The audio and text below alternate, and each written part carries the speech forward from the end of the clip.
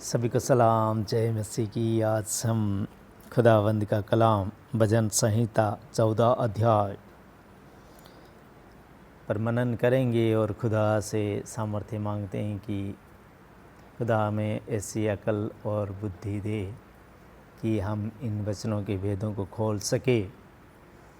तो खुदावंद से जब हम मांगते हैं तो खुदा कहता है, मांगो तो तुम्हें दिया जाएगा, ढूंढो तो पाओगे, द्वार को खटखटाओगे तो तुम्हारे लिए खोला जाएगा।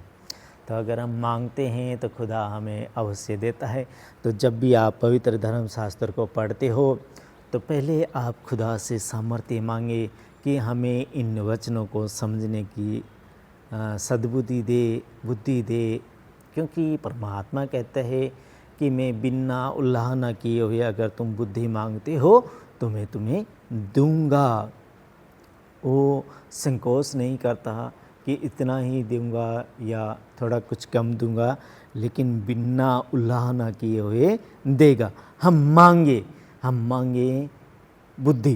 क्योंकि जब राजा सुलेमान को इतना बड़ा राजा बनाया गया था तो उसने कोई पैसा नहीं मांगा, क्योंकि उसके हाथ में तो इतना बड़ा राज्य था, पैसे की उतनी कोई ख़ास उसको ज़रूरत नहीं थी, क्योंकि सारा कुछ राज्य उसके हाथ में परमेश्वर ने दिया था।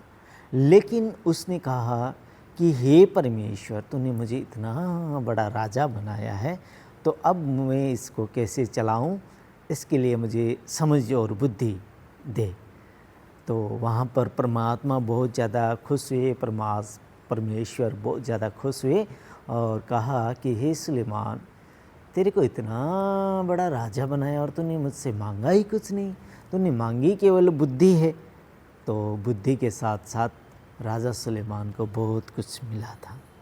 तो हमें परमेश्वर से रुपया, धन दौलत ऐसा कुछ नहीं मांगना है। परमेश्वर से हम बुद्धि मांगे। परमेश्वर से बुद्धि जब हम मांगेंगे तो समझ और बुद्धि परमात्मा बहुत कुछ देता है। वो कहता है मांगो तो तुम्हें दिया जाएगा। और तुम अगर बुद्धि को मांगते हो तो बिना उल्लाह ना करके बुद्धि में तुमको दूंगा। तो हमें मांगनी चाहिए परमेश्वर से समझ और बुद्धि, कि हमसे ऐसा कोई गलत काम ना हो जाए, उससे डरें, उसका खौफ खाएं, उससे बुद्धि मांगेंगे तो हमें मिलेगी। तो यहाँ पर हमने परमेश्वर से बुद्धि मांगी है कि हमें ऐसी समझ और बुद्धि दे कि हम इन वचनों के भेदों को समझ सकें। तो आइए यहाँ पर प्रार्थना है मनुष्य की मूर्खता और दृष्टांत। भजन संहिता मनुष्य की मूर्खता क्या है उसके बारे में दृष्टांत जो है कि भजन संहिता 14 दे रही कि कैसा मनुष्य कैसा मूर्ख होता है, उसके बारे में यहाँ पर भजन संहिता 14 में बताती है। उसके बारे में दृष्टांत उसका क्या है वो बताती है हमें भजन संहिता 14। मूर्ख ने अपने मन में कहा, कोई परमेश्वर है ही नहीं। मूर्ख ने क्या कहा, कोई परमेश्वर नहीं है, सब ऐसे ही है, कुछ नहीं है, खाओ पियो ऐश करो, 2 दिन की ज़िंदगी है, किसने देखा है, कल को मर जाएंगे, मिट्टी में मिल जाएंगे, मिट्टी का शरीर है, मिट्टी में मिल जाएगा। लेकिन ऐसा नहीं है। परमेश्वर ने कहा है कि तुम्हारी देह है वो मेरा मंदिर है। फिजिकली देह होने के बाद भी फिजिकली बॉडी को परमेश्वर ने कहा है तुम्हारी देह मेरा मंदिर है।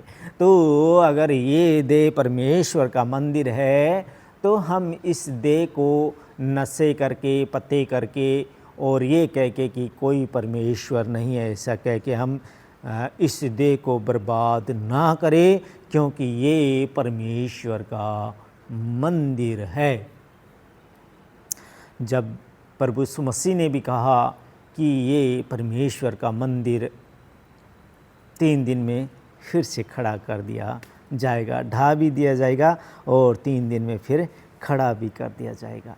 तो उन्होंने अपनी देह के बारे में कहा था और परमेश्वर कहता है तुम्हारी देह है वो मेरा मंदिर है। लेकिन उस टाइम के प्रेजेंट लोगों ने कहा कि इस मंदिर को बनाने में उन्होंने मिट्टी और पत्थर के बनाए हुए मंदिर के बारे में कहा कि इसको बनने में कितने साल लग गए, और ये कहता है कि इसको 3 दिनों में ढा दिया जाएगा और 3 दिन में फिर खड़ा कर दिया जाएगा।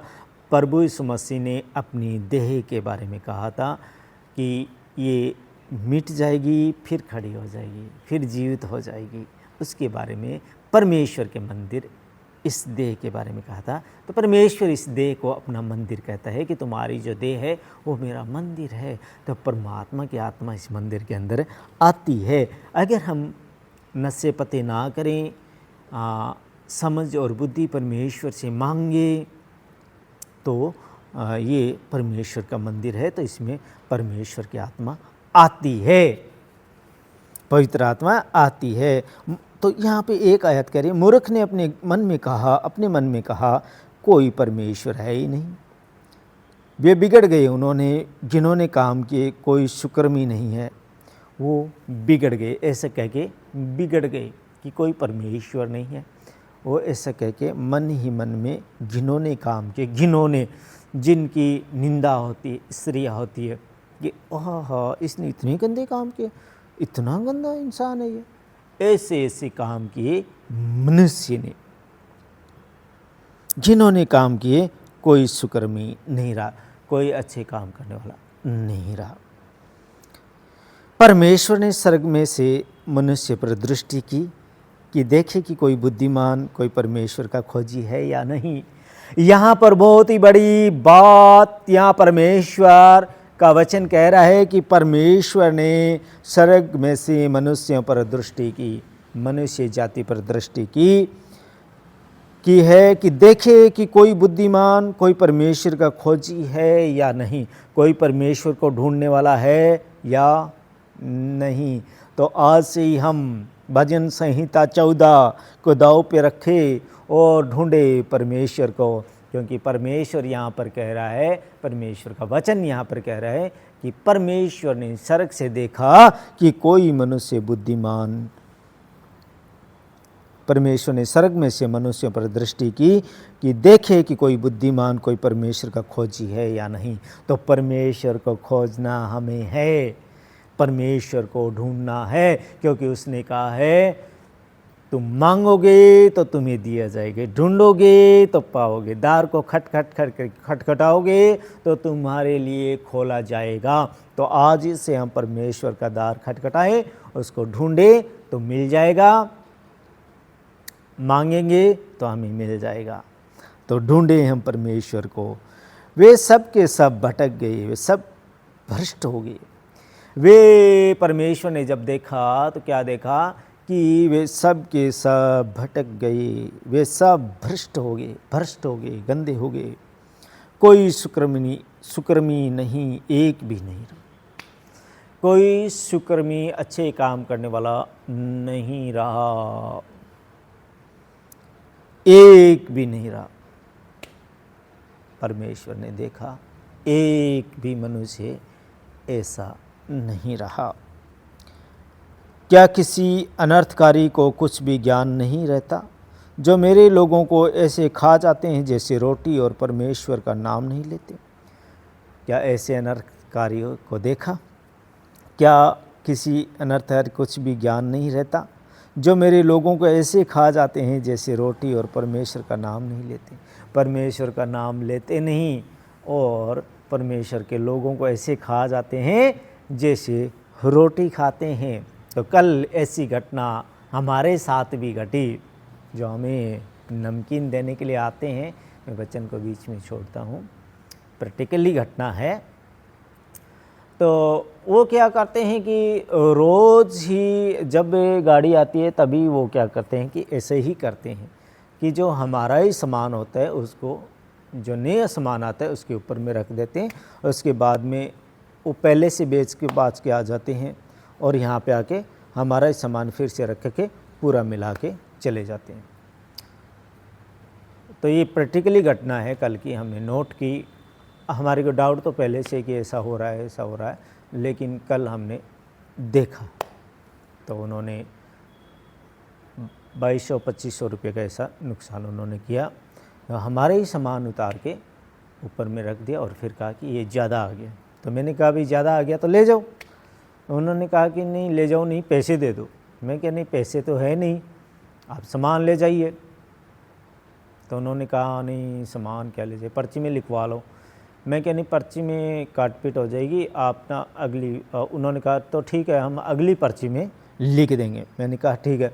तो वहाँ पर वो कैसे साहूकार बन गए, मतलब यहाँ से अपना ही सामान ज़्यादा बता के वहाँ पे कहेंगे कि सामान फैक्ट्री से ज़्यादा चला गया, जबकि हमें पता है उन्होंने वहीं से सामान रखा और वहीं से उन्होंने ज़्यादा कर दिया। तो वहाँ पर मालिक की नज़रों में वो ईमानदार साबित करना चाहते हैं, लेकिन ऐसा नहीं हुआ। मैंने कहा ऐसा नहीं हुआ और मैंने वहाँ तक उनकी कंप्लेंट भी की। तो वो कोई ये नहीं है कि कल ही उन्होंने ऐसा काम किया, वो हर पर्ची में हर ट्रिप के अंदर में ऐसा काम कर रहे हैं। तो मेरी वाइफ ने भी बताया कि वो ना सामान इधर से रख के इधर रख देते हैं। तो ऐसा बहुत बार घटा, तो कल हमने फिर कैमरा लगवाया है। तो ऐसे खा जाते हैं, कैसे परमेश्वर के लोगों को कैसे खा जाते हैं, जैसे रोटी की तरह खा जाते हैं। क्या किसी अनर्थकारी को कुछ भी ज्ञान नहीं रहता, जो मेरे लोगों को ऐसे खा जाते हैं जैसे रोटी, और परमेश्वर का नाम नहीं लेते, परमेश्वर का नाम लेते नहीं, और खा कैसे जाते हैं जैसे रोटी खा जाते हैं। वहाँ उन पर भंग छा गया, वहाँ उन पर भंग छा गया, क्योंकि परमेश्वर धर्मी लोगों के बीच में निरंतर रहता है। बोलो हालेलुया। परमेश्वर जहाँ वहाँ उन पर भंग छा गया, क्योंकि परमेश्वर धर्मी लोगों के बीच में निरंतर रहता है। धर्मी लोगों के बीच में क्या होता है, परमेश्वर जो है निरंतर, सदा, हमेशा, हर टाइम, एनी टाइम परमेश्वर धर्मी लोगों के साथ रहता है। तुम तो दीन की युक्ति को हंसी उड़ाते हो, परंतु यहोवा उसका शरण स्थान है। तुम तो दीन जो लोग हैं उनकी हंसी उड़ाते हो, परंतु यहोवा उसका शरण स्थान है। भला होता कि इज़राइल का उद्धार सिय्योन से प्रकट हो। जब यहोवा अपनी प्रजा को दास्तों से लौटा ले आएगा, तब याकूब मगन और इज़राइल आनंदित होगा। जब अपनी प्रजा को यहोवा अपनी प्रजा को दास्तों से लौटा ले आएगा, तब क्या होगा, याकूब मगन होगा, इज़राइल आनंदित होगा। इज़राइल जो देश है वो आनंदित होगा। तो यहाँ पर है कि धर्मी बनना है, धर्मी के साथ परमेश्वर हमेशा एनी टाइम रहता है। और जैसे पौलुस को आपने पढ़ा था प्रकाशित वाक्य प्रेरितों के काम में 18 की 7 अध्याय में, कि पौलुस को ऐसा दर्शन दिया, परमेश्वर ने दर्शन दिया और कहा कि बोली जा, बोली जा, बोली जा। तो धर्मी लोगों के साथ परमेश्वर हमेशा रहता है। तो पौलुस से कहा कि इस नगर में मेरे बहुत सारे लोग हैं जिनको मेरे वचन तेरे मुंह से निकलेंगे और वो बचाए जाएंगे।